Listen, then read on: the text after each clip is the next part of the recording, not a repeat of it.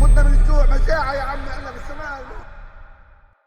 عندما ينظر المرء إلى الحياة من المنظور الذي أخبرنا به النبي صلى الله عليه وسلم عندما قال: انظروا إلى من هو أسفل منكم ولا تنظروا إلى من هو فوقكم فهو أجدر ألا تزدرئوا نعمة الله عليكم.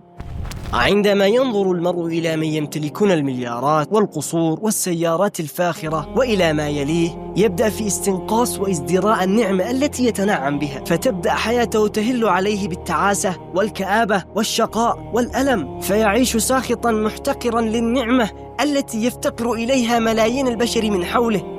وبالمقابل عندما ينظر المرء إلى من هو أسفل وأوجب حزنا منه، عندما ينظر المرء إلى أهل غزة يفتقرون إلى أبسط الاحتياجات الخاصة من ماء وغذاء ودواء وغيرها، عندما ينظر إلى البطون الخاوية والوجوه الشاحبة، ينظر إلى العيون التي تترجى قطرة ماء، ينظر إلى الأجساد النحيلة كالورق، حينها يدرك أنه غارق في نعمة تفوق الوصف.